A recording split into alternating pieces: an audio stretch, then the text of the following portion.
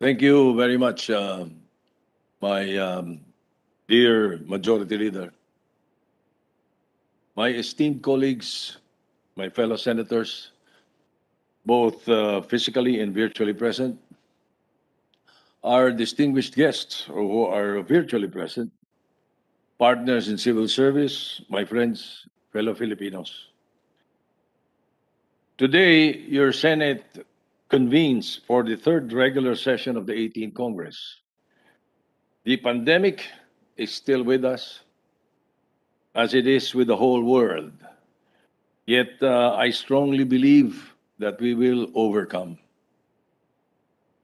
Yes, the appearance of the Delta variant is a looming cause of concern, but I share the belief of many scientific minds that with the vaccine rollout, it will just be a matter of time and resources before the coronavirus enters its endemic stage.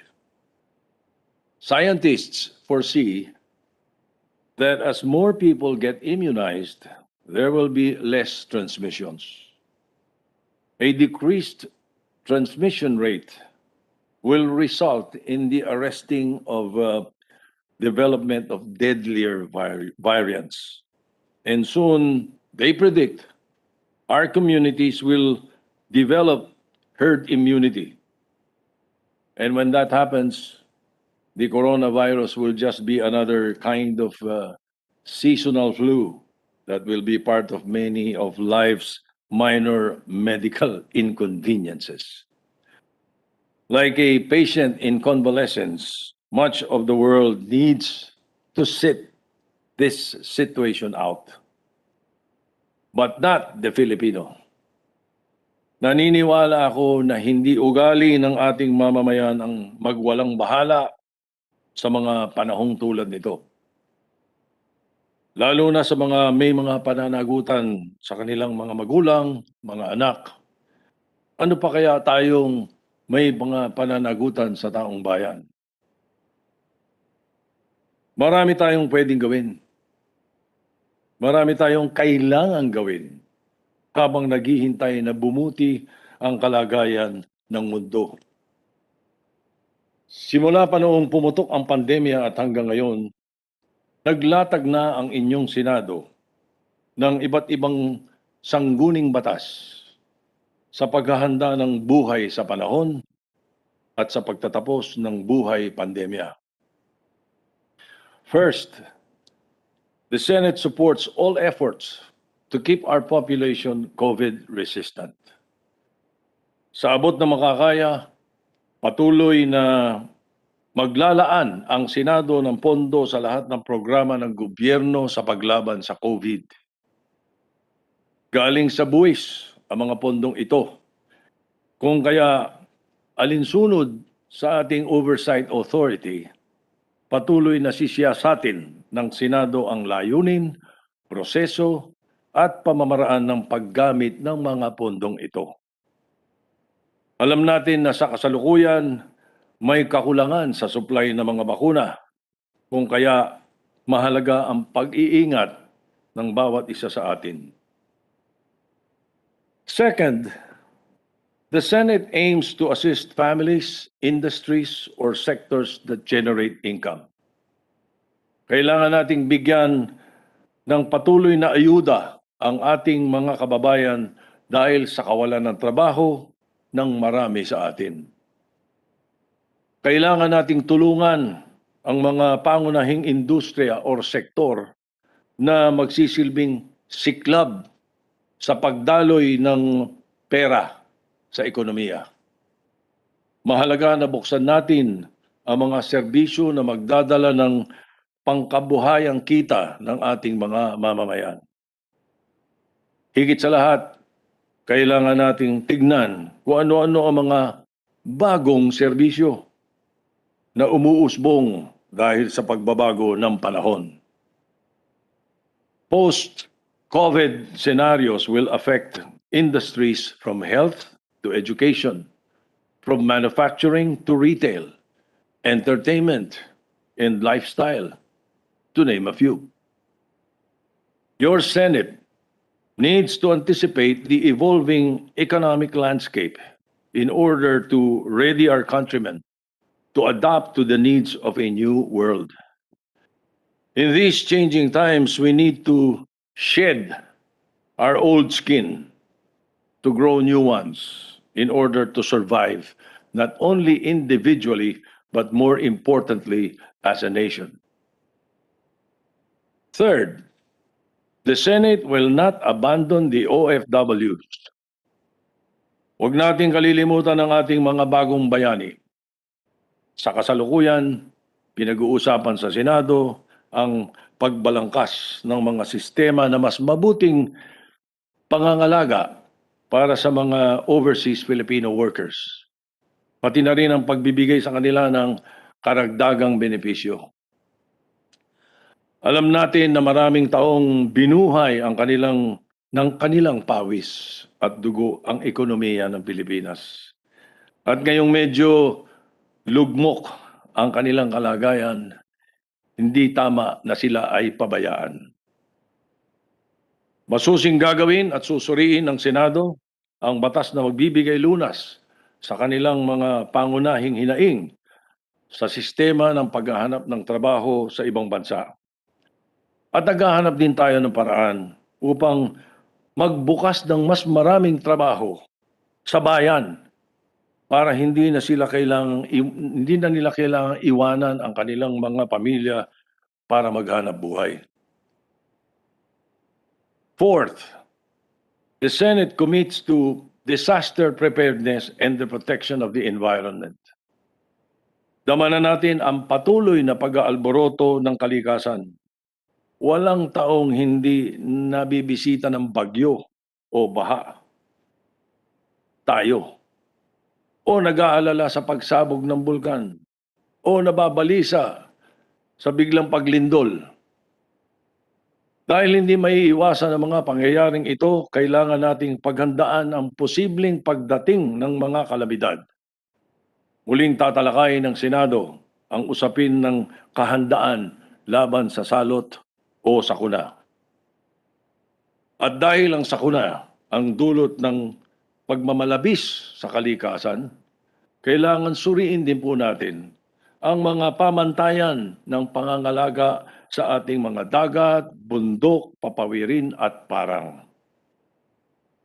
This august body will not only focus on the foregoing legislative measures. Since freedom and justice have their sanctuary here, and free speech is our weapon of choice. The Senate has always been known and expected to provide the forum to debate on public issues and promote the public welfare. We will continuously seek to expose corruption in public service and direct this searchlight of one of our committees towards the dark corners of our bureaucracy where corruption and injustice thrive unnoticed. We will also unceasingly address the usual concerns of the common man for food, shelter, education, and medical health. I, as your Senate President, together with my esteemed colleagues, owe it to the Filipino people to build on the gains of the second regular session and to continue to forge a path for our country's recovery. Our nation has been through many challenges for centuries. Through most of these years of trials and disruptions, the Senate has always been there for the country and the people. Sa pagbubukas po ng third regular session ng 18th Congress, inaanyayahan ko po ang sambayan ng Pilipino na makipagtulungan sa inyong mga senador at sa ating bayan, sa aming hangarin na makaambag sa ikabubuti nating lahat. I ask for everyone's help, even as I will be the first to say that the task is overwhelming. In my readings in public policy, I learned that the pandemic is a kind of situation that results in a wicked problem. My dear countrymen, if there is anything that this pandemic has taught us, it is the fact that we share one world, that our interconnection runs deeper than our economics or politics. The pandemic's scope has revealed that regardless of geography or race, economic status, or government regime, we are all the same down to our atomic and genetic level. Sabi nga ng isang makata, namumuhay tayo sa panahon ng bugtong. The pandemic is like living inside a riddle of the ancient Sphinx, where we are both the conundrum and the solution. In our quest for the answer, we might even discover that there might not be even be just one solution, but a number of them that we need to uncover over time. In any case, it is a solution that will largely depend on our commitment in preserving the world for our children and our sincere effort to work together. The times have become a test of our mettle, and not only as individual people, but also as a nation. And more importantly, as a nation among others in the world. For we cannot fight this fight individually, nor think of ourselves at the expense of others.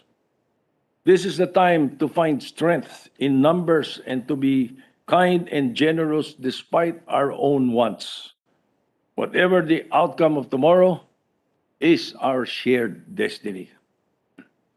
In conclusion, let me reiterate my welcome to the senators for the third regular session of the 18th Congress. Let us continue to serve our people through legislations and guide the course of our public discourse towards national, rational, and effective solutions to the country's problems and the promotion of the general welfare. The values of life, liberty, justice, and equality will never go out of style. The Senate is ready and willing to be a partner of the other branches of government in correcting any wrong or discontinue a measure that is counterproductive. Let us seek a path for recovery and redemption, needful, of course, of divine guidance. For it is only through divine guidance, through Him, that we may be saved. And in closing, allow me to, I am reminded of the song that goes, God is too wise to be mistaken. God is too kind. God is too good to be unkind. So when you don't understand, when you don't see His plan, when you can't trace His hand, trust His heart.